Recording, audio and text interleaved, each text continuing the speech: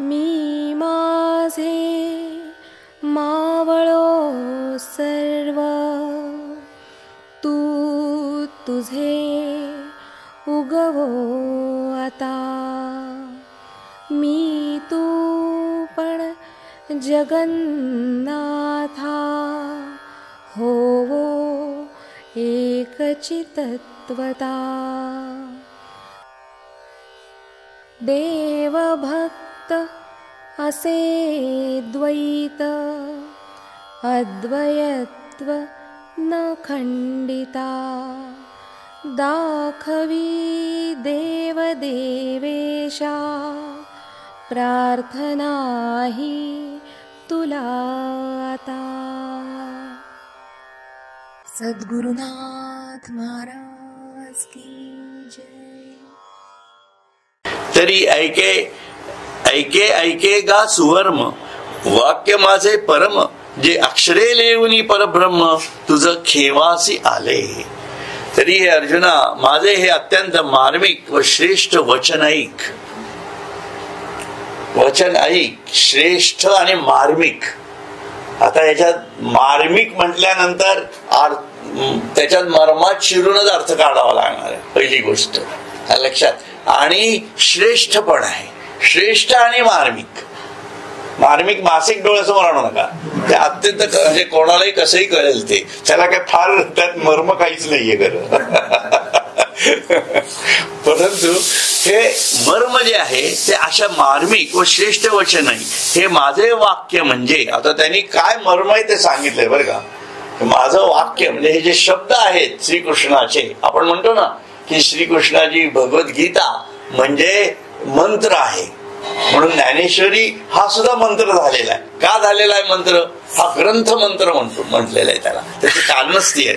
म्हणून हे माझे वाक्य म्हणजे साक्षात शुद्ध परब्रह्मच अक्षरांचा अंगरखा घालून आलेला आहे. आता बघा काय शब्द योजना आहे की नाही. अक्षराचा अंगरखा घालून, आणि नुसता आलेला नाहीये बरं का. जे अक्षरे लेवनी परब्रह्म, तुझं खेवासी आले. अंगरखा घालून तुला आलिंगनच द्यायला आलंय. हा म्हणजे हे शब्द जर आपल्या हृदयापर्यंत गेले तर परब्रह्मानीच जणू आपल्याला आलिंगन दिलं आहे असं आपल्याला वाटणार आहे. एवढी स्थिती तर करून टाकणारी गोष्ट आहे ही, बरोबर आहे ना. केवढं भयंकर आहे. म्हणून ही जी काही आपण म्हणतो ना जप करा, हे करा, याच्या लिमिटेशन्स कशा प्रकारे चालतायत बघा. म्हणजे तुमच्या लक्षात येईल की या जाणीवेत जोपर्यंत शिरत नाही आहात तुम्ही, तोपर्यंत तुम्ही कुठलंही श्रीराम जयराम म्हणा, अजून काही फलानं म्हणा, त्याचा उपयोगच होत नाही. त्याचं कारणच हे आहे की त्या आपल्याला ते शब्द आपल्या हृदयापर्यंत घेऊन जाण्याची ताकद आपल्या बुद्धीला असणं गरजेचं आहे. नुसतं श्रीराम म्हटल्याबरोबर रामाचं संपूर्ण शून्ययुक्त जाणीवेपर्यंत आपण पोहोचता यायला पाहिजे. मग त्याची डायरेक्ट ऍक्शन कशी आहे हेही कळलं पाहिजे. रामाचं सर्व आदी बीजाचं स्वरूप डोळ्यासमोर यायला पाहिजे, तर त्या श्रीरामाला आपल्या हृदयात बसवण्यासारखं होईल. नाहीतर तो फोटो तसाच राहील, त्याचा उपयोग होणार नाही काही, असं ते म्हणताय. म्हणून तो जो श्रीराम शब्द आहे ते जे त्याचं वाक्य आहे ते साक्षात शुद्ध परब्रह्मच अक्षराचा अंगरखा घालून तुला आलिंगन देत आहे असे समज. म्हणून हा भाव समज म्हणजे भाव आला. म्हणून भाव बळे आकळे एरवी ना कळे अशा स्वरूपात जातात. म्हणून नमे विध सुरगणाः प्रभवं न महर्षया अहम मादी ह्री देवानां अहम आदि ही देवानां महर्षीणां च सर्वशः. म्हणजे नमे विदु सुरगणः, मी आपल्या अचिंत्य शक्ती सामर्थ्याने कसा नामरूपासह व्यक्त होतो हे देवादिक किंवा महर्षी देखील जाणू शकत नाहीत, कारण सर्व देवांचे व महर्षींचे उत्पत्ती कारण मीच आहे. आता याच्यात आपल्याला वाटेल यात काय मार्मिक आहे, बरोबर आहे ना? कळलं का काही आपल्याला? ते काय म्हणतात बघा, साधे मी आपल्या अचिंत्य शक्ती सामर्थ्याने कसा नामरूपासह व्यक्त होतो. ठीक आहे, त्याच्या नामरूपासह व्यक्त होतो. कसा होतो हे देवादिक किंवा महर्षी देखील जाणू शकत नाही. आपण काय विचार करतो ते सुद्धा जाणू शकत नाही, आपण कशाला जाणून घ्यायचे? बरोबर आहे की नाही? आपण कसं जाणून घ्यायचं? कारण सर्व देवांचे व महर्षींचे उत्पत्ती कारण मीच आहे, कारण तोच सर्वांची उत्पत्ती करतोय. अरे बापरे, म्हणजे याच्यामध्ये मर्म काय आहे आणि हे आता अर्जुनाला सांगतायत ते. आता त्याचं स्वरूप बघायचंय. मी आपल्या अचिंत्य शक्ती सामर्थ्याने, म्हणजे माझं आता तुम्हाला लक्षात समजेल लागलीच, माझ्या त्याचं जे स्वरूप आहे सच्चिदानंद स्वरूप, ही त्याचं सामर्थ्य आहे. लक्षात ठेवा, परब्रह्माचं सच्चिदानंद स्वरूप हे त्याचं सामर्थ्य आहे. आणि ते कशात आहे? सूक्ष्मात आहे आणि विशालतेत सुद्धा आहे. जेव्हा हे काहीच नव्हतं तेव्हा सर्वत्र परब्रह्मच भरलेलं होतं, जे आता सुद्धा भरलेलं आहे. आता अजूनच अवघड जाणार आहे ते, कारण ते त्याचं सामर्थ्य आहे. लक्षात घ्या. म्हणून ते काय म्हणताय, अचिंत्य शक्ती सामर्थ्याने कसा नामरूपासह व्यक्त झालो. हे सर्व दिसतंय आपल्याला, हे सर्व नामरूपाला जे आलेलं आहे हे सर्व त्याच्या सामर्थ्याने निर्माण झालेलं आहे. बघा, पंचमहाभूतांच्या मूल द्रव्यांच्या जाणीवेतून सर्व ब्रह्मांडाची निर्मिती झालेली आहे.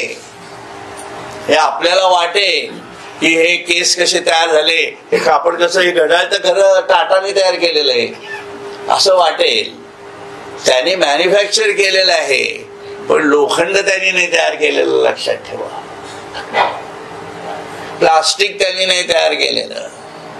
हे सर्व जी निर्मिती झालेली आहे त्याच्यावर त्यांनी डोकं चालून काहीतरी वेगळं तयार केली आहे यंत्रणा. पण ईश्वराची यंत्रणा ही त्याच्याही पेक्षा आघाद याच्यातनं चाललेली आहे. आपल्या शरीरामधल्या यंत्रणा त्या आता अतिविशेष जाणीवेतनं आलेल्या वेगवेगळ्या नियमांच्या, गणितांच्या आणि विविध नियमावलींच्या सूत्रातनं तयार झालेल्या आहेत. यांत्रिकी पद्धतीत पण आहेत, अनियमित पण आहेत आणि नियमित पण आहेत. सर्व शक्तींचा प्रभाव आहे. आणि या अशा सर्व शक्ती सामर्थ्याने बघा ना कशा शक्ती दिसतात आपल्याला. अजूनही आपण म्हणतो कंटाळा आला, आपण तो जात नाही पाऊस, काय करू शकत नाही. आहे की नाही? येत नव्हता तेव्हा लोकांना यज्ञ केले, आता आला तर आवरत नाही, आणि येत नाही त्यावेळेला यज्ञ करूनही येत नाही असं पण आहे. म्हणजे काय, आपल्या कुठल्या हातात काही नाहीच आहे. म्हणून त्याला बंदीशाळा म्हणण्यापेक्षा त्या ईश्वराचं हे अद्भुत कर्तृत्व लक्षात यायला पाहिजे. बंदीशाळा म्हटलं की माझं न्यूनगंड उठून येईल, पण माझी आत्मशोधाची जाणीव जर त्याच्यात मला आश्चर्य, जिज्ञासा जर निर्माण झाली तर मी त्याच जाणीवेतून त्या परब्रह्मापर्यंत जाऊन पोहोचू शकतो. ही त्याची ज्ञानयुक्त जाणीव आहे. म्हणून हे त्याचं शक्ती सामर्थ्य आहे आणि हे विशाल प्रमाणात कार्य करत आहे. आता त्या विशालतेच्या लिंक मध्ये मी जात नाही आता, पण सूक्ष्मामध्ये पण चालू आहे, पेशींमध्ये पण सुरू आहे, ऍटम मध्ये सुद्धा, अचेतनाच्या आत सुद्धा इलेक्ट्रॉन प्रोटॉन सर्व फिरत आहेत. लक्षात ठेवा. म्हणजे त्याच्या कार्याची सूक्ष्मता, विशालता या दोन्ही गोष्टी आपल्या लक्षात यायला पाहिजेत. ही ती जाणीव अर्जुनाला कृष्ण करून देत आहेत. हे अद्भुत झालं एकदम. ही जाणीव एकदम अद्भुत झालेली आहे त्याच्यामुळे. म्हणून शक्ती सामर्थ्याने कसा नामरूपात व्यक्त होतो आणि व्यक्त होतोय. म्हणजे मला जे दिसतंय ते असत्य नाहीये, ते सत्यच आहे.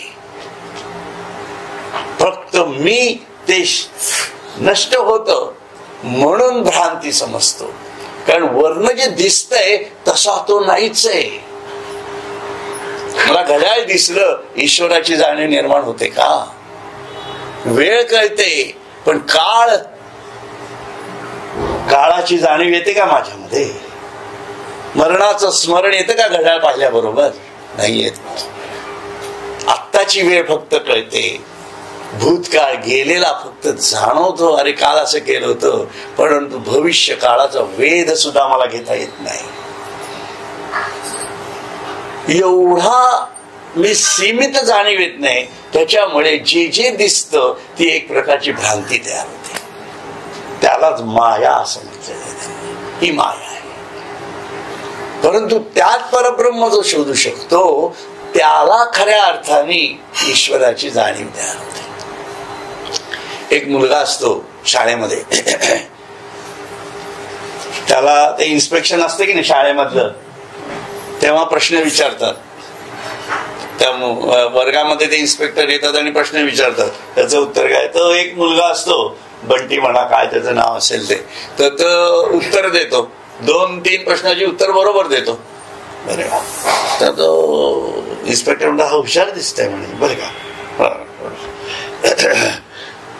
तर तो प्रश्न शेवटी ते इन्स्पेक्टर तुकडीतला असेल, त्या वेळेच्या काळातला असेल मला माहित नाही, त्याला एक ते इन्स्पेक्टर प्रश्न विचारतात. नाही तुला मी आता एकच प्रश्न विचारतो आणि त्या प्रश्नाचं जर तू मला उत्तर दिलं ना तर म्हणे मी तुला कॅडबरी देतो असं म्हणाले. मोठी कॅडबरी देतो बस का. तो म्हणतो, मुलगा म्हणतो ठीक आहे द्या, काही हरकत नाही म्हणे. प्रश्न विचारा. मग ते प्रश्न विचारतात. ते काय प्रश्न विचारतात? म्हणे देव कुठे आहे बर का. या प्रश्नाचं उत्तर तू दे. तो म्हणतो सर तुम्ही विचारलेला प्रश्न बरोबर आहे म्हणे, पण हुशार असतो मुलगा, चतुरपणा कसा असतो बघा. त्याचं उदाहरण घ्या पाहिजे असेल तर म्हणे मी तुम्हाला एक प्रश्न विचारतो, त्या प्रश्नाचं जर तुम्ही मला उत्तर दिलं तर म्हणे मी तुम्हाला 2 कॅडबरी देईन म्हणे. जर कॅडबरी देईन तर म्हणे हो का. म्हणे तुझा प्रश्न सांग. इन्स्पेक्टर जरा फॉर्म मध्ये आलेले असतात त्याला काय विचारणार प्रश्न. तर तो प्रश्न विचारतो. म्हणे तुम्ही प्रश्न विचारला देव कुठे आहे, मी तुम्हाला प्रश्न विचारतो देव कुठे नाही याचं उत्तर द्या.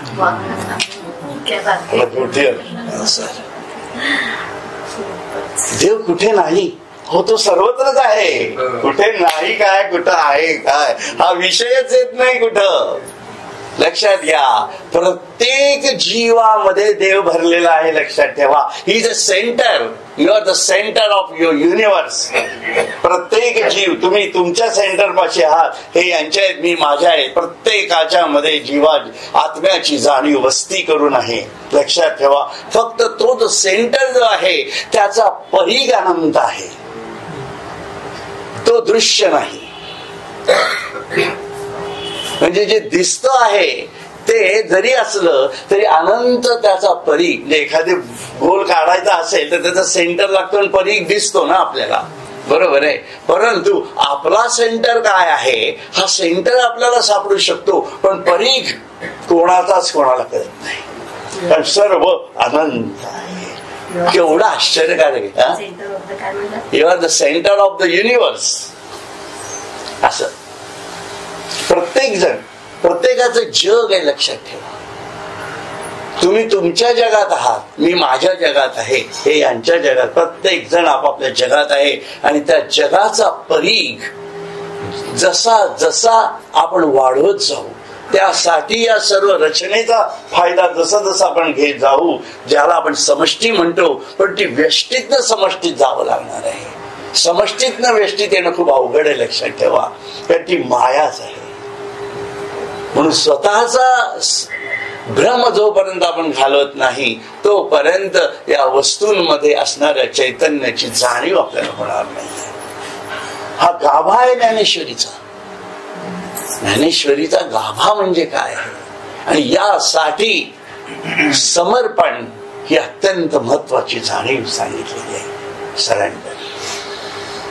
कारण हे इतकं विशाल आहे, इतकं विशाल आहे की आपण जसं जसं त्या जाणीवेत जाऊ तेव्हा आपण इतके संकुचित होत जाणार आहोत की जाणीवेच्या दृष्टीने विकसित असलो तरी व्यक्तिगत जीवनामधल्या संकुचितपणा इतका जाणवतो की आपण स्वतःला संपवून टाकतो. यालाच समर्पण म्हटलेलं आहे आणि यालाच मी माझे मावळो सर्व तू तुझे उगवता मी तू पण जगन्नाथा होवो एकची तत्वतः. देव भक्त असे द्वैत अद्वयत्व न खंडिता दाखवी देव देवेशा प्रार्थना ही तुला आता. ही ज्ञानेश्वरीचा गर्भ आहे, लक्षात ठेवा. ही प्रार्थना प्रत्येक वेळा आपण का म्हणतो? हे संपूर्ण स्वामी स्वरूपानंदांनी जे सर्व साधना करून परब्रह्म प्राप्तीपर्यंत ते जे गेले आणि ते जे जीवन जगलेले आहे त्याचा परिपाक आहे, सार आहे. स्वामी स्वरूपानंद म्हणजे कोण? मी माझे मावळो सर्व तू तुझे उगवता. स्वरूपी विश्वरूप देखिलेस विश्वरूपी स्वरूप सामावले स्वरूपा विश्वरूपा आगळे नित्य तत्व. ते नित्य तत्व आहे माझं. ही ती जाणीव आहे. केवढं भयंकर आहे. म्हणजे आता तुमच्या लक्षात येईल की हे सर्व कशा प्रकारची जाणीव आहे. म्हणून या निर्मितीतनच सर्व देवदेवता निर्माण झाले. देवदेवता म्हणजे शक्ती निर्माण झालेल्या आहेत. या ईश्वराच्या शक्ती आहेत, लक्षात ठेवा. म्हणून या ईश्वराच्या शक्तीची उपासना करायची का त्या परब्रह्माला धरायचंय आपल्याला. म्हणून ज्याची लक्ष्मी तो नारायण बळकट धरावा असं म्हटलंय.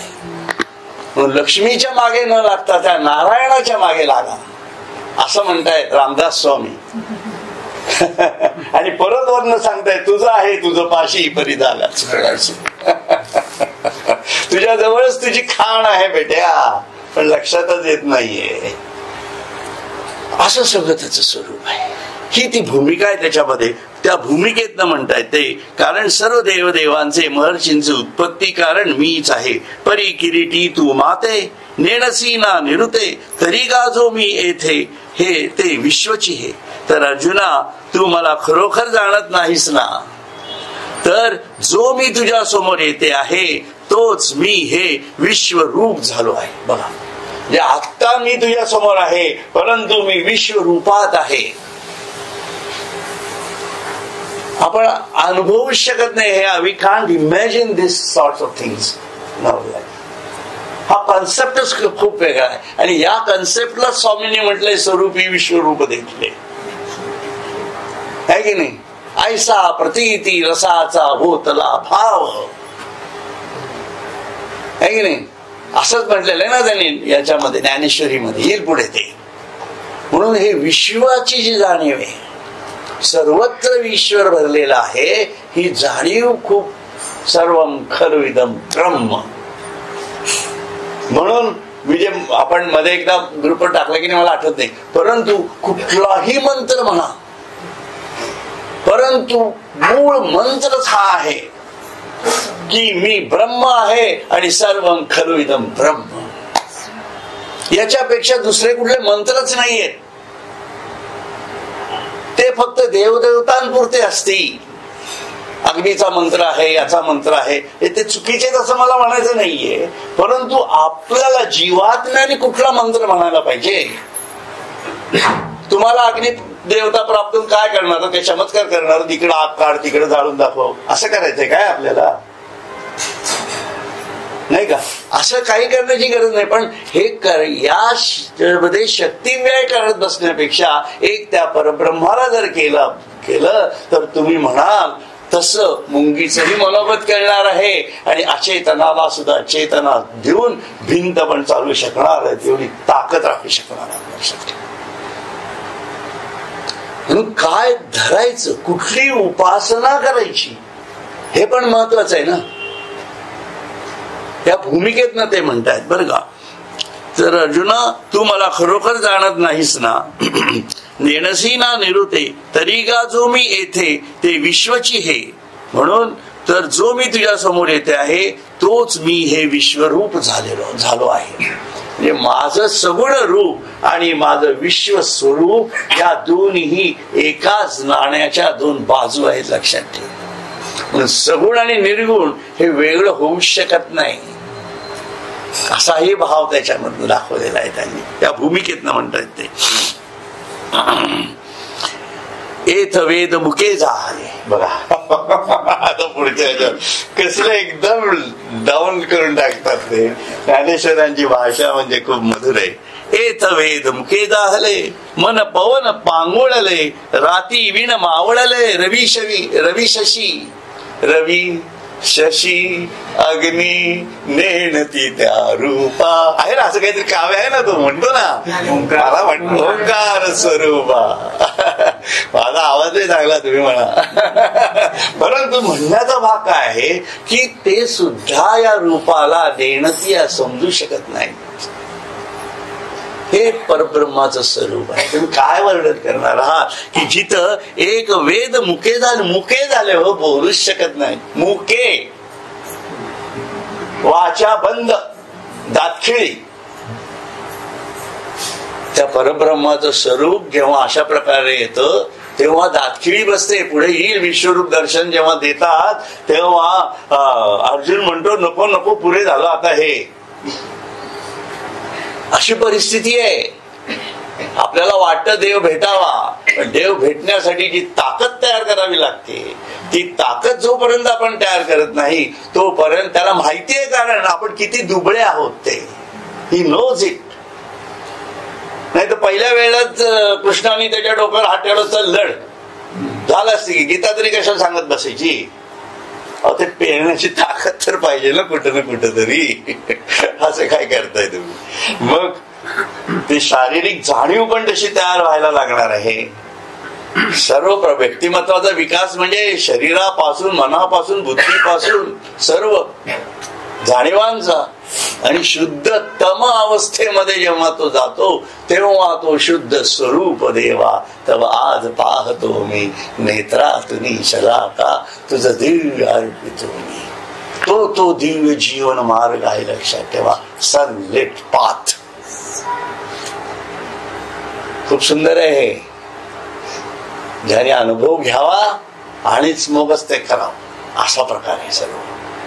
म्हणून म्हणतात, म्हणून मुक होऊन जातात लोक. मुक म्हणजे वेद मुखे झाले तर आपल्यासारख्यांची काय तिथं वाचलाच लागणार का. मन पवन पांगुळले. मन आपलं मन सुद्धा पांगळून जात. म्हणून त्या जाणीवेत जेव्हा जातो तेव्हा मन अमन होतं म्हणतात. म्हणजे ते पांगुळत हो, त्याला त्याची चंचलताच निघून जाते. तो एकाच जाणीवे स्थिर राहतो. तटस्थ होऊनी ठेले निज रूप पाहता ते सुख काय सांगू वाचे बोलता न ये. काय निवृत्तीनाथांनी वर्णन केलेलं आहे बघा. त्याच जाणीव आहेत सगळ्या, एकाच माळेतून सगळ्या चाललेल्या आहेत गोष्टी.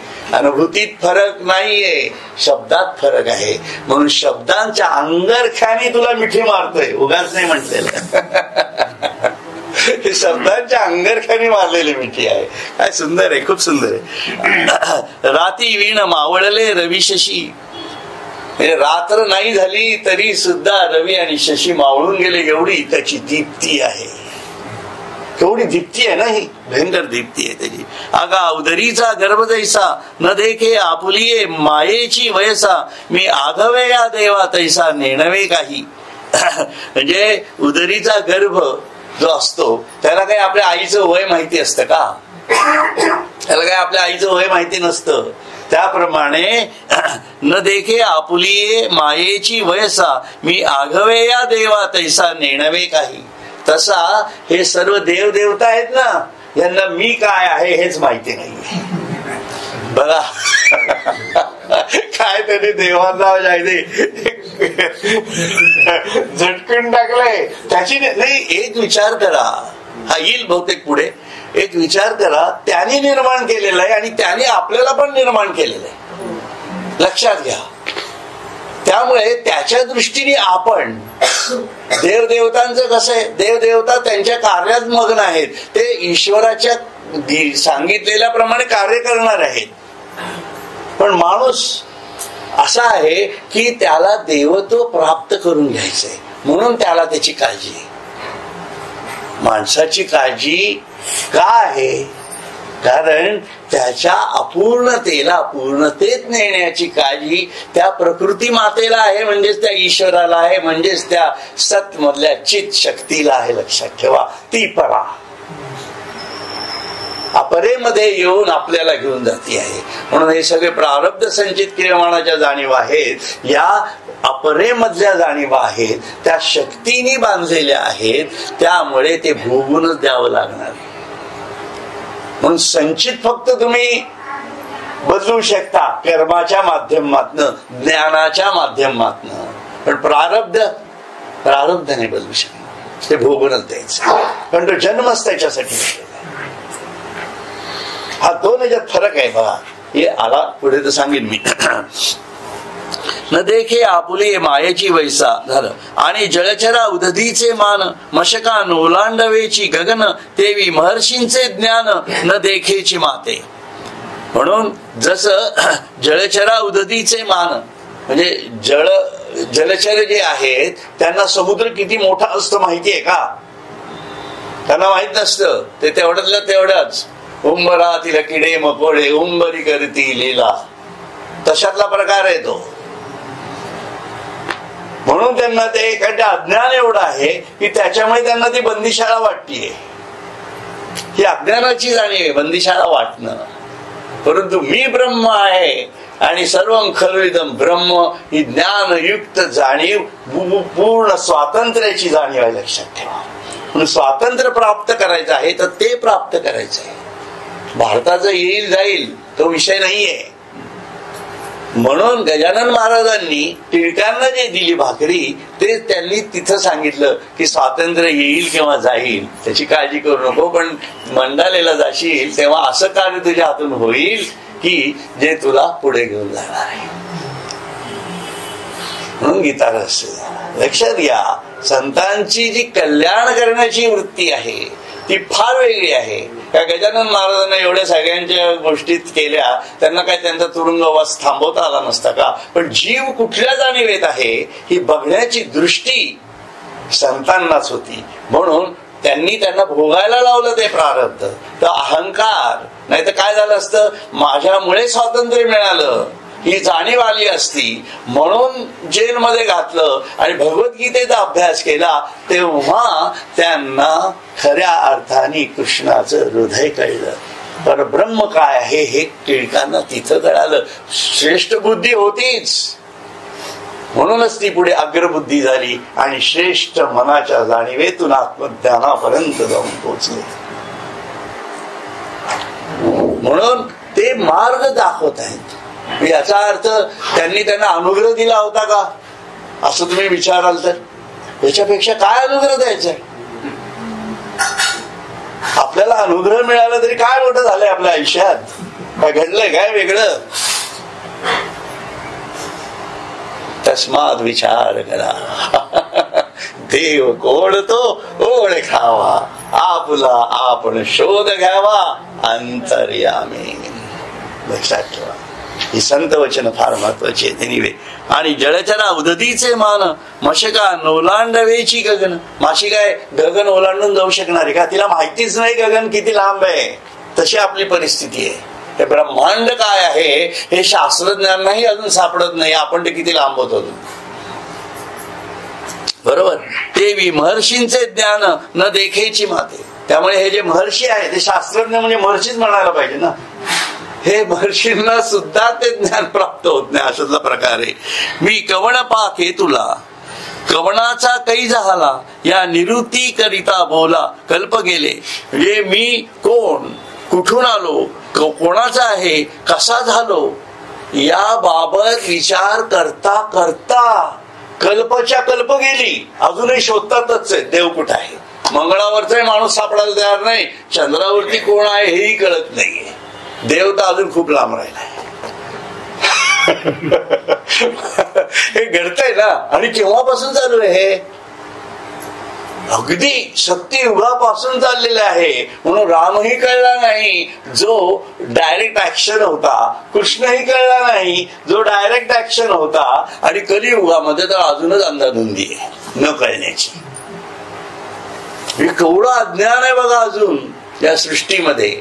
आणि तरी भगवद्गीता कृष्णाने सांगितलेली आहे की माझं स्वरूपच हे आहे, आणि तुला जर हे या मार्गाने जायचं असेल तर संतांनी जे सांगितलेलं आहे, म्हणजे एथ वडील जे जे म्हणती तया नाम धर्म ठेविती.